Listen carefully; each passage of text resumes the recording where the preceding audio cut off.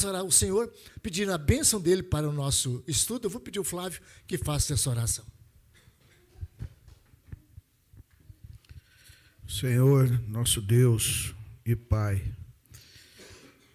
nos colocamos agora, Senhor, no estudo da Tua Palavra, que Teu Espírito Santo, Senhor, possa iluminar, possa nos ensinar, nos guiar, Senhor, em nome de Jesus. Amém. Quando Paulo escreveu aos Romanos, ele falou assim: Luiz, meus irmãos, prepare aí uma pousada para mim, que eu quero ir aí. Chegando aí, eu quero recrear-me. Quero ter um pouquinho de turismo. Missionário, engraçado, né? Gosta de turismo. Não. Turismo faz parte também, claro. Se você vai para um país para abençoar com a palavra de Deus, não custa você ter a alegria que Deus criou. Então, Paulo, olha, eu quero me recrear com vocês aí. E depois, eu vou passar aí para depois ir para a Espanha, certo? Só que Paulo não sabia que ele ia para lá não como um passageiro de primeira classe, mas ia como um prisioneiro. Chegou em Roma. Quando Paulo chegou em Roma, já tinha muitas igrejas cristãs em Roma. E aí, ao invés de ser recebido com muita euforia, eu sei, o que é isso? Um pregador preso, né? Um pregador, hoje em dia seria com aquele negócio, como é que chama? Que demora para... Paulo chegou lá em Roma com tornozeleira. Foi. E aí, puxa vida, isso é pregador nada, isso é crente que nada, né? Então, Paulo teve uma dificuldade grande e aí foi uma tristeza muito grande para ele, que ao invés de ser bem recebido, ele foi muito criticado. Que apóstolo, hein? Olha, preso, que se apóstolo que nada. Aí, ele estava lá numa situação difícil, certamente pouco sem dinheiro, quando chegou Epafrodito com uma oferta muito grande, não sei quantos salários para dar a ele, para ajudá-lo naqueles dias de prisão lá. Aí o que ele faz? Escreve a carta aos filipenses. Escreve: olha, vocês mandaram uma oferta para mim, que feliz que eu me acho. Muito obrigado. Vocês tiveram preocupação comigo, vocês são maravilhosos. E aí vem essa carta que é chamada a Carta da Alegria. Portanto, se você estiver alegre ou tiver alguma pessoa triste, se você souber que ela precisa ficar alegre, faça isso, Bruno. Mande para ela essa carta, leia, assinale. Eu mando assim, eu falo assim, às vezes até compro uma caneta de marcação, de texto, né? E entrego junto. Olha, leia essa carta e marca o lugar que Paulo fala em alegria, satisfação, né? E a Liana fez uma pesquisa, né, Liana, no IA, essa semana e mandou para a gente. Eu mandei para vocês, parece, né? E eu fiquei encantado. O quanto, eu já conhecia muitos textos lá, mas olha, eu confesso que teve textos novos que falam da alegria, que foi maravilhoso. Assim sendo, a gente então tem a carta de Paulo aos Filipenses. Vamos só abrir o primeiro capítulo de Paulo aos Filipenses, capítulo 1, versículo 1. Esse é o texto Locus Clássicos, né, para a nossa aula de hoje. E em seguida nós vamos começar as apresentações que naturalmente eu pedi a cada um de vocês. Então, carta de Paulo aos Filipenses, capítulo 1, versículo 1. Essa carta foi escrita, né, lá pelo ano 61 depois de Cristo, quando Paulo estava, portanto, preso em Roma. Paulo e Timóteo, servos de Cristo Jesus, a todos os santos em Cristo Jesus, inclusive pastores, né, bispos, pastores e diáconos, ou presbíteros, melhor dizendo até. Bispos, presbíteros, pastores, bispos são sinônimos. E diáconos que vivem em Filipos. Então, observe aí que aqui Paulo escreve a carta à igreja presbiteriana de Filipos. Mas que maldade, né? A igreja presbiteriana. Porque qual é a igreja que tem bispos ou tem presbítero e diáconos? Batista só tem diácono, não tem presbítero, né? A igreja metodista só tem ecônomo, né? Outros têm bispos. Mas a igreja que só tem bispo, ou que tem pastores, ou tem presbíteros, né? Porque pastor é presbítero, né? É bispo também. O pastor e o presbítero é o mesmo ofício. Então, tem presbíteros e diáconos. Aí eu brinco, igreja presbiteriana de Filipos, né? Que tem esses dois ofícios. Pois bem, então Paulo agora vai escrever essa carta. Nessa primeira parte da carta, o capítulo 1, ele vai então agora fazer uma apresentação de como ele se achava lá. Então vamos ouvir uma menina muito querida da nossa igreja, né, que seria hoje a nossa âncora, só que eu não tive tempo essa semana de preparar para isso. Mas mesmo assim você vai dar aquele recado abençoado. Então, com a palavra Thalita, falar do capítulo 1, 5 minutos. Bom dia, a paz do Senhor. Como é bom falarmos da palavra do Senhor, principalmente desse livro tão precioso, né? E quando Paulo ele escreveu essa carta, ele estava numa situação muito delicada. Ele estava preso por causa de Cristo. E o Senhor falou tanto ao nosso coração, agora pela manhã, de quando nós somos perseguidos, de quando nós passamos por situações difíceis, o quanto que isso pode fortalecer a nossa fé, isso pode nos aproximar de Cristo, né? Porque sofrer por Cristo é uma alegria e ela tem que nos trazer gozo.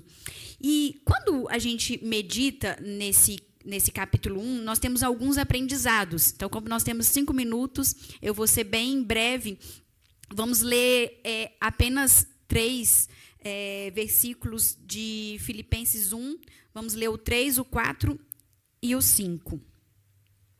Dou graças ao meu Deus por tudo que recordo de vós, fazendo sempre com alegria súplica por todos vós, em todas as minhas orações, pela vossa cooperação no Evangelho, desde os primeiros dias até agora. Eu estou plenamente certo de que aquele que começou a boa obra em vós há de completar até o dia de Cristo Jesus. E aí, irmãos, o primeiro aprendizado, quando eu meditei nesse capítulo 1, é o coração grato.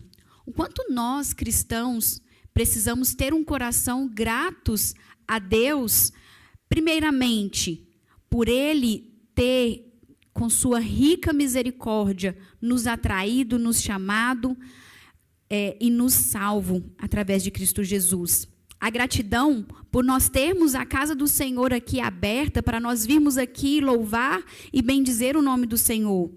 E se eu for enumerar aqui, por tudo que nós temos que ser gratos, o dia de hoje seria insuficiente. Mas eu quero que os irmãos levem no dia de hoje um coração grato.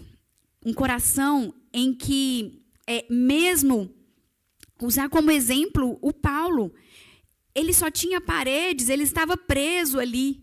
Mas a gratidão dele estava porque Deus estava levando adiante a obra da salvação entre os Filipos. Então, a gratidão dele não estava por ele estar recebendo, muitas das vezes, as coisas que a carne dele queria, mas pela certeza de que, através daquela situação em cadeias, ele mesmo fala, vários soldados e pessoas da cúpula daquele local onde ele estava preso, souberam sobre Cristo e a salvação de Cristo através daquela situação dele. Então, muitas das vezes, as provas e situações difíceis que Deus nos coloca é para que o nome do Senhor seja glorificado. E o nosso coração tem que ser grato, não pelo que Ele está nos dando, porque Ele já nos deu a salvação em Cristo Jesus. Então, tudo que Deus precisava fazer, Ele fez através da cruz. Então, a cruz tem que ser o motivo do nosso coração grato. O outro aprendizado é serviço mútuo. Quando a gente vê o exemplo, e que eu já li aqui, os crentes, eles davam e demonstravam o evangelho com a própria vida deles, né? Servindo uns aos outros, sendo testemunho onde eles estavam.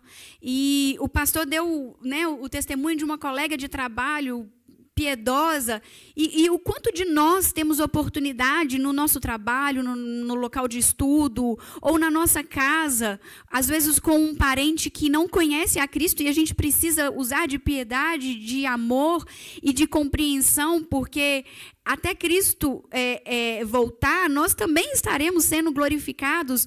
Muito mais aquele que não conhece a Cristo, ele vai falhar, e o nosso coração precisa ser um coração que perdoa, que ama, independente da situação em que a pessoa ao nosso lado faça.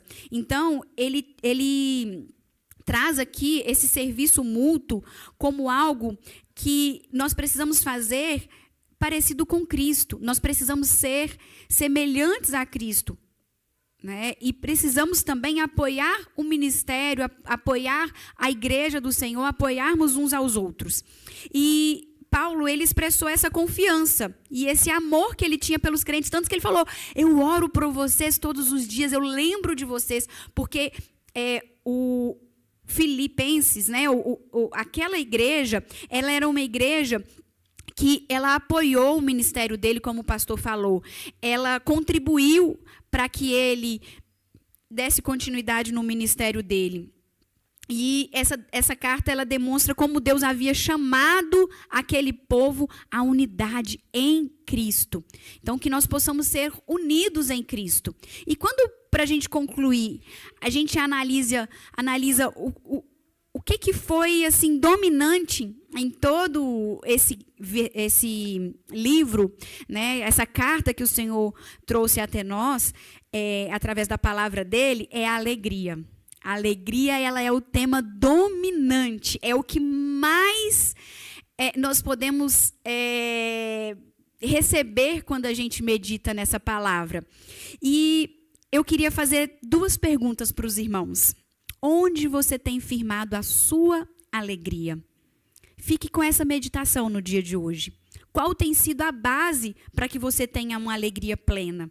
E aí na Bíblia, o que mais temos são motivos corretos para que nós possamos ter como base na nossa alegria. Então, aqui em Filipenses mesmo, 4:4, a palavra fala, alegrai-vos sempre no Senhor. Outra vez vos digo, alegrai-vos. Então, isso é uma ordem do Senhor. Alegre-se no Senhor. Thalita, mas tem tido situações difíceis que só Deus sabe, mas alegre-se no Senhor.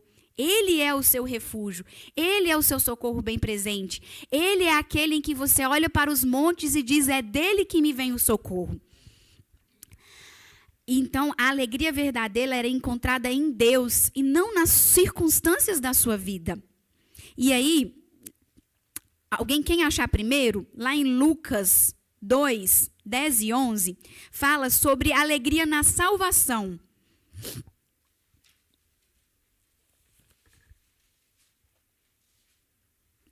Pode ler, por gentileza. Lucas 2, 10 e 11.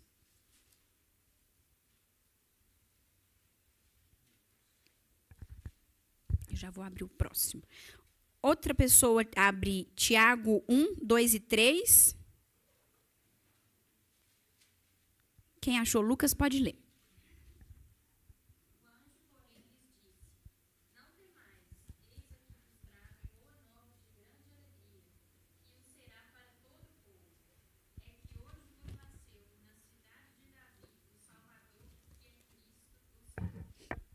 Gente, o motivo de muita alegria, Jesus, ele veio.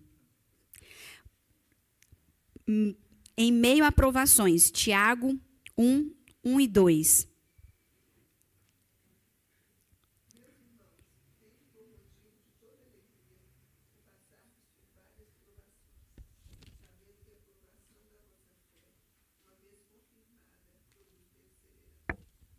Ou seja, em meio às provações, nós vamos ser, assim, forjado por Cristo, mas nós também seremos fortalecidos pelo Senhor. A alegria na presença de Deus. Salmos 102. Já estou terminando, viu, pastor?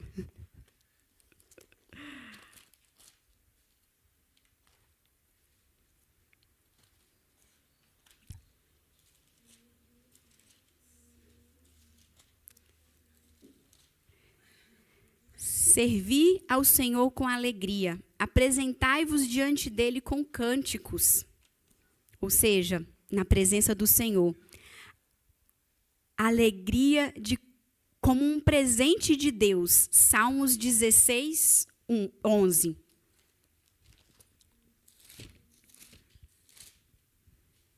Eu vou ler, gente, para a gente ir mais rápido. Tu me farás ver os caminhos da vida e na tua presença a plenitude de alegria, na tua destra delícias perpetuamente. Deus seja louvado, porque na presença dele há plenitude, gente, alegria completa. E alegria como força e alegria completa em Cristo. O último que nós vamos ler é João 15:11, e eu já vou entregar aqui para o pastor, para a gente dar continuidade na nossa manhã. Tenho-vos dito estas coisas, para que o meu gozo esteja em vós, e o vosso gozo seja completo. Então, irmãos, que nós possamos ter uma vida firmada em Cristo, onde o nosso gozo seja completo. Que o Senhor nos abençoe. Eu amo poder partilhar com os irmãos, os seus próprios irmãos, né? Porque à medida que a gente vai conhecendo os irmãos, vai vendo que precisão, que bênção que a gente tem, né? Agora, a próxima vez vai ser o marido dela que vai ter que vir aqui, se Deus quiser. A gente está cevando devagar, vamos chegar lá. O capítulo 2 vai ser diferente, não será parlamento, tá? Uma pessoa falando. Vai ser agora um tipo de laboratório. Então, você vai abrir agora a sua Bíblia no capítulo 2. Eu não sei se você usa muito marca-texto, talvez você goste de marca-texto. Hoje, lê muito no computador, né, ou no celular, a gente não tem muitas vezes marcando o texto, mas aqueles que têm a Bíblia em papel, eles marcam, né? Então, você tem algum versículo marcado, levanta o seu braço, capítulo 2 de Filipenses. Quem tem? Então, vamos começar aqui pelo Luiz. Partilha conosco. Pelo que Deus o exaltou sobremaneira, ele deu o nome que está acima de todo nome. Isso é suficiente para a gente saber que o Evangelho é Jesus. Nada além e nada aquém. Só o Senhor. Que maravilha. Paulo está falando da humildade. E como Jesus se humilhou tanto e tem agora o nome que está acima de todo o nome. Que bênção. O caminho da alegria passa pelo caminho da oração e pelo caminho da humildade, né? Então, agora, o meu irmão, depois a minha irmã Liana. Filipenses 2:2. Completai a minha alegria, de modo que penseis a mesma coisa, tenhais o mesmo amor, sejais unidos de alma, tendo o mesmo sentimento. Amém. Ter alegria em que, né, a gente sente assim a bênção de poder estar em comunhão com os irmãos. Olha, irmãos, vocês vão contar a minha alegria, que vocês gostam dos outros, né? Olha, irmãos, eu oro muito por isso para a nossa igreja. Eu tive uma única igreja. Bom, as outras foram muito boas também, essa também muito abençoada. Mas eu tive uma igreja, eu fui pastor de uma igreja, que eu ficava admirado com aquela intimidade que eles tinham com a palavra e com o Espírito Santo, Alice. Era tão profundo que, às vezes, por exemplo, eu fui fazer visita de uma velhinha da igreja, aposentada, viúva, e eu disse, pastor, domingo ia dar meu dízimo, mas o dinheiro era para comprar o gás também. E eu falei, eu vou dar o dízimo ou vou comprar o gás? Aí o Espírito falou na palavra, dá o dízimo, eu te cuido dessas semanas, mas, Senhor, o gás vai acabar, eu não tenho mais recurso. E ela deu. E ela falou assim, pastor, e quando eu cheguei aqui em casa, eu fui orar, né? Quando eu abri a Bíblia, tinha um envelope dentro da minha Bíblia. Quando eu abri o envelope, era da irmã Ângela. E ela colocou um cheque para mim. E ela disse, minha irmã, eu senti, pela bondade de Deus, que você precisaria desse recurso essa semana. E o recurso era mais do que o gás que ela precisava. Eu acho muito bonito que você tem essa sensibilidade. Às vezes eu olho para o Alexandre e penso que ele não está alegre, como ele sempre é um homem muito alegre, graças a Deus. Aí, o que eu vou fazer? Eu vou aproximar dele. Tudo bem, meu irmão? Posso orar com você? Como eu sonho com a igreja assim, desse jeito aí, né? Vocês têm o mesmo sentimento. Né? É tão bom. Às vezes eu estou aqui na frente da igreja, na porta, pastor, o senhor está bem? Eu disse, o que aconteceu? Não, o senhor está diferente hoje. Isso é a nossa comunhão. Eu vejo assim, a certeza da nossa salvação enche a gente de paz, alegria, regozijo, né? E aqui em Filipenses eu marquei, desenvolva a sua salvação com temor e tremor, porque Deus é quem efetua em vocês tanto querer como realizar, segundo a sua boa vontade. Ou seja, a única coisa que eu preciso fazer é estender a mão e receber de Deus toda a orientação, todo para que eu possa desenvolver. Né? Como? andando nele. Deus, meus irmãos, é Ele que executa em vós o querer e o realizar. O reverendo Tocachique, ele já esteve com a gente algumas vezes aqui, né? Ele escreveu uma frase e o Demetrio compartilhou a frase com a gente, né, Luiz? No grupo de presbíteros.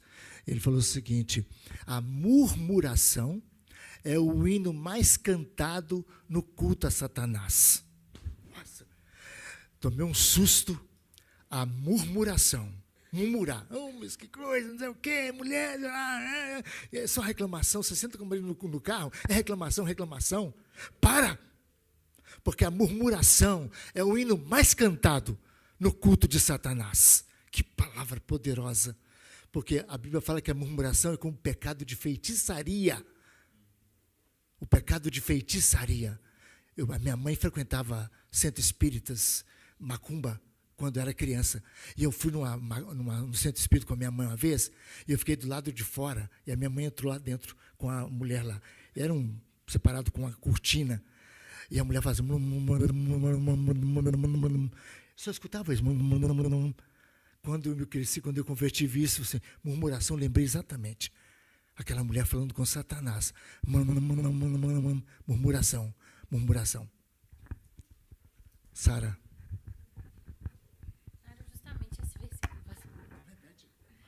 Era justamente a partir do 14. Fazei tudo sem murmurações nem contendas, para que vos torneis irrepreensíveis e sinceros, filhos de Deus, inculpáveis no meio de uma geração pervertida e corrupta, na qual resplandeceis como luzeiros no mundo.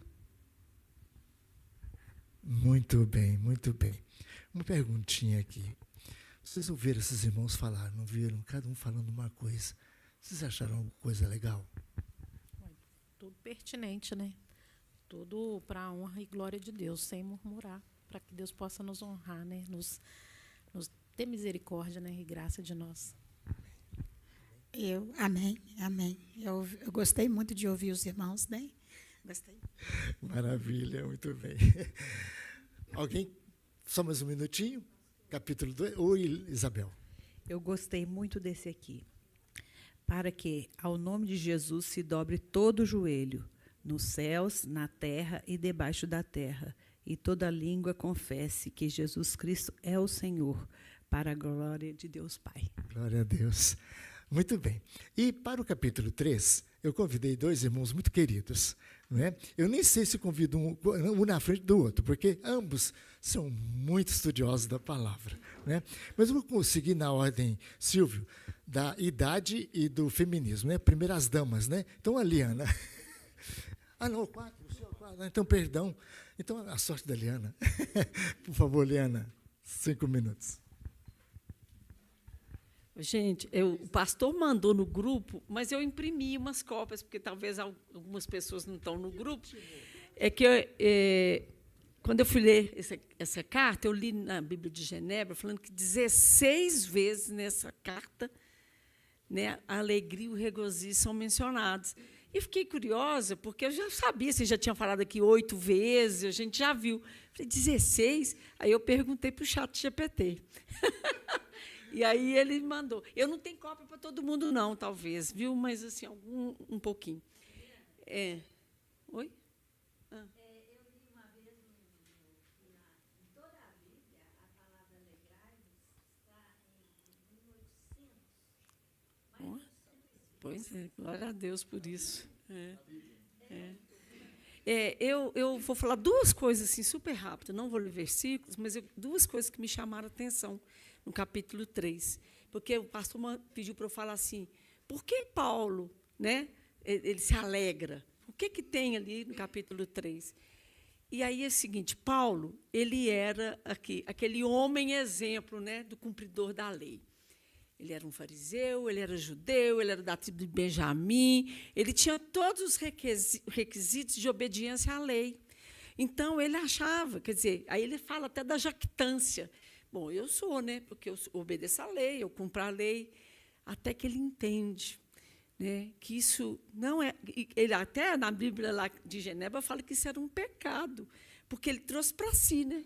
Ele trouxe para ele, eu obedeço, eu faço, eu aconteço, quando, na verdade, ele aprendeu confiar no Senhor. Então, a palavra para mim que sustenta essa alegria de Paulo é confiança, é descansar em Deus. Porque quando a gente confia e descansa, primeira coisa que toma conta da nossa vida, paz. Paz. É a certeza de estar fazendo aquilo que agrada a Deus. E aí, vamos entender um pouco. Paulo estava viajando, ele queria subir ali para aquela região da Galácia e ir para o lado oriental. Né? Ali ele iria subir para a Galácia, onde hoje ele é a Turquia, iria para o lado oriental. Mas o Espírito Santo fala para ele assim, dá a ele uma visão, né? Não fala. O Espírito Santo dá a ele uma visão. Aparece um homem, passa a Macedônia. Passa a Macedônia. Olha que lindo essa passagem aqui que está escrita. Oh, meu Deus, eu marquei aqui. Onde que está?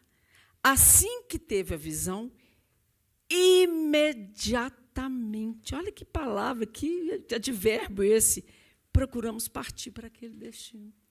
Paulo não ficou. Esse é o lado bom de descansar em Cristo. A gente não tem dúvida. Dúvida perturba, tira paz, mas confiar, entregar. E aí Paulo imediatamente foi. E aí o que acontece? Ele sobe e vai para Filipos. Foi a primeira igreja de cristianismo, o início do cristianismo na Europa. Foi a igreja de Filipos.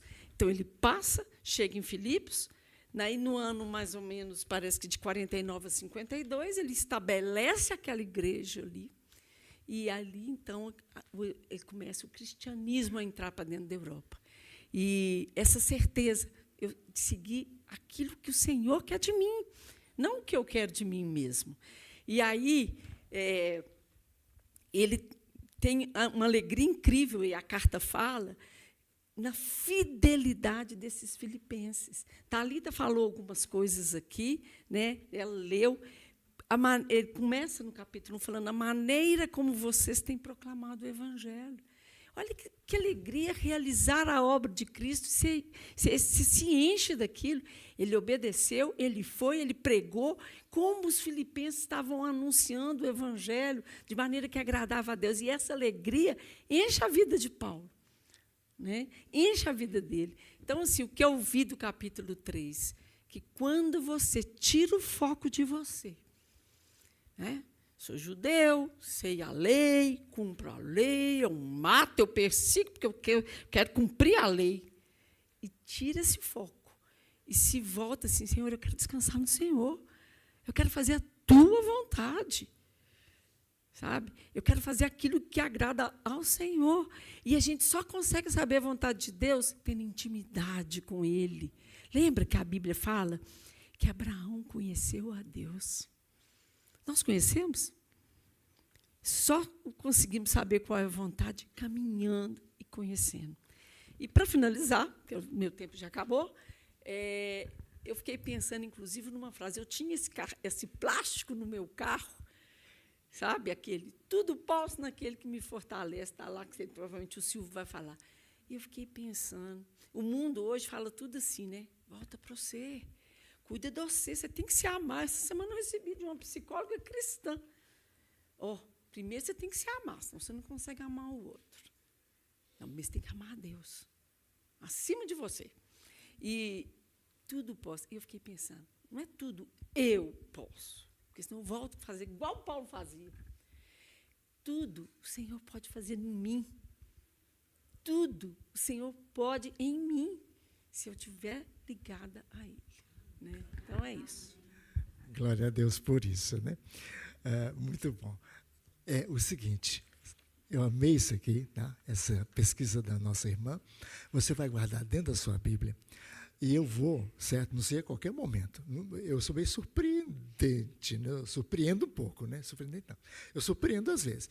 Qualquer dia desse eu posso, na escola dominical, pedir uma você para levantar e dizer, você leu a carta de Filipenses e marcou esses textos aí? Eu posso, tá? Eu sou pastor, fazer o quê, né? Então, vamos ouvir. Liana, eu só queria registrar você, que você, na outra vez, não pôde falar, e mandou a Bia, a doutora Bia, falar, né? Olha, na próxima vez, se você quiser, também pode fazer. Eu não estou dizendo como aconteceu com o meu colega lá em São Paulo, que ele convidou um pastor para pregar. pregar. Aí chegou na porta cumprimentando os irmãos. A irmã falou assim: pastor, o senhor convidou o pastor para pregar? Convida sempre, viu? Ele fala tão bem. Ele ficou maravilhoso.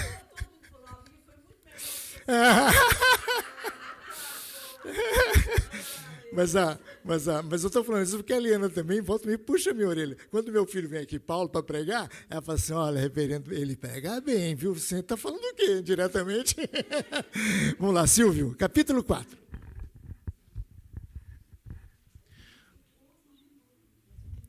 Bom dia a todos. Primeiramente, fazer um pedido ao pastor, da próxima vez me colocar para falar primeiro, porque fica difícil falar depois de Thalita e da irmã Liana, né? Fica bem complicado para a gente. Mas, brincadeiras à parte, né? Alguns versículos interessantes aí do capítulo 4. Vamos fazer uma leitura bem breve aqui, são 5 minutos. Vamos ler os versículos 1, o 4 e o 10. Já terminou, né? 10 minutos. Versículo 1. Portanto, meus irmãos, a quem amo e de quem tenho saudade, vocês que são a minha alegria e a minha coroa, permaneçam assim firmes no Senhor, ó amados. O versículo 4. Alegrem-se sempre no Senhor. Novamente direi, alegrem-se. E o versículo 10. Alegro-me grandemente no Senhor, porque finalmente vocês renovaram o seu interesse por mim. De fato, vocês já se interessavam, mas não tinham oportunidade para demonstrá-lo. São os versículos que eu achei bastante interessantes nessa leitura. E durante todo esse capítulo 4, mostra que Paulo ele já passou por diversas situações, né? Diversas situações, inclusive adversas. Mostra momentos de fartura, como também momentos de fome, né? Então, momentos em que ele passou realmente necessidade. E o próprio contexto no qual Paulo escreve essa carta era um contexto de cárcere, né? O contexto em que ele está como prisioneiro. Então, o próprio Paulo, mesmo diante dessas circunstâncias, mesmo diante dessas situações, ele nos exorta para que nós não andemos ansiosos, né? Não no sentido que o pastor falou, né, quando soube da notícia que o escorpião tinha picado a irmã, que ele ficou ansioso, porque isso vai acontecer nas nossas vidas, né, momentos isolados ali de ansiedade. Mas quando Paulo fala aí no versículo 6, que não andem ansiosos por coisa alguma, entendo que seja uma condição permanente, um estado em que o cristão viva de maneira ansiosa. Mas que em tudo, né, pela oração e pela súplica, com ações de graças, nós apresentemos nossos pedidos diante de Deus, ali, como fala no versículo 6. Então, a gente percebe que mesmo Paulo, diante das situações, ele nos exorta a nós levarmos a Deus os nossos pedidos, que nós não deixemos a ansiedade tomar conta da nossa vida, a ponto de nossa vida ser um estado permanente de ansiedade, né? Então, e a paz de Deus, que excede todo entendimento, ela guardará, né, os seus corações e as suas mentes em Cristo Jesus, como fala o versículo 7. Então, durante todo esse quarto capítulo, o que mais me chamou a atenção e que acredito que é o que mais define esse capítulo seria a palavra contentamento. Paulo ele era satisfeito, ele tinha contentamento no sentido de que tudo que ele tinha já era suficiente, era mais do que suficiente para ele. Tudo que ele recebia, ele dizia, o que eu tenho é mais do que o suficiente, é mais do que eu preciso. Então, mesmo estando preso, ele sempre fala em alegria no Senhor. Não é alegria nas coisas que ele tinha, não era alegria nas coisas que ele havia recebido, mas era alegria em alguém, alegria no Senhor e apenas nele. Então, Paulo ele encontrava alegria no Senhor. A alegria dele, a alegria de Paulo, ela não era circunstancial. Não era que ele estava, hoje eu sou alegre, não, amanhã eu não sou porque está me faltando alguma coisa, porque eu perdi o emprego, agora eu vou deixar de ser alegre. Não. A alegria dele não era frágil a ponto de depender de algo material, de algo restrito a esse nosso mundo, a essa vida que é passageira. a alegria dele era plena, porque ela estava concentrada em alguém, no Senhor. Então, poderiam lhe tirar tudo o que ele tivesse, até a própria sua liberdade, como foi tirada. Poderiam lhe tirar os bens, poderiam lhe tirar a saúde, poderiam lhe tirar todos os recursos, tudo. Mas não poderiam lhe tirar aquilo que lhe era mais precioso, que era a salvação em Cristo Jesus. Então, isso, como muito bem o reverendo Leógenes falou no culto, lembra também a história lá de Jó, né? Em que tudo ele perdeu seus filhos, perdeu seus bens, né? Mas Jó sempre estava ali adorando ao Senhor, independente da situação, porque a situação, a alegria dele não era circunstancial, não dependia de nada que ele tivesse, tanto que tudo ele perdeu, e mesmo assim ele adorava o Senhor. Então, assim como Jó, Paulo tinha essa mesma alegria. E a gente pode ver nas nossas vidas, né? Isso nos leva também a uma reflexão, né?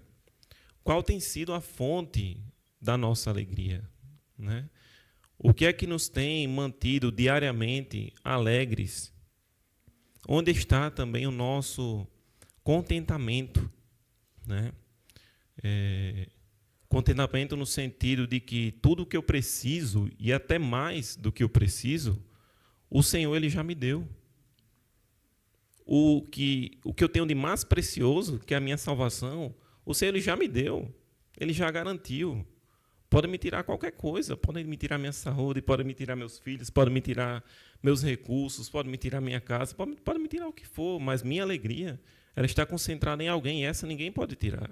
Então, essa é a mensagem que Paulo ele quer nos trazer, né? E fica essa reflexão para a gente, que novamente eu repito. Qual tem sido a nossa fonte de alegria? Graças a Deus, né, meus irmãos? Eu estava me lembrando que quando Pedro e João foram ao templo, um mendigo estendeu a mão e disse, me dá uma moeda. E Pedro enfiou a mão no bolso e não tinha. E ele falou, não tenho prata, não tenho ouro, mas o que eu tenho eu te dou. Em nome de Jesus, levanta e anda. Quando faltar para você alguma coisa, para o crente, a falta é uma forma de suprimento, sabia? Quando falta uma coisa para você, não está faltando não. É que Deus tira aquilo de você para te acumular de uma bênção por trás.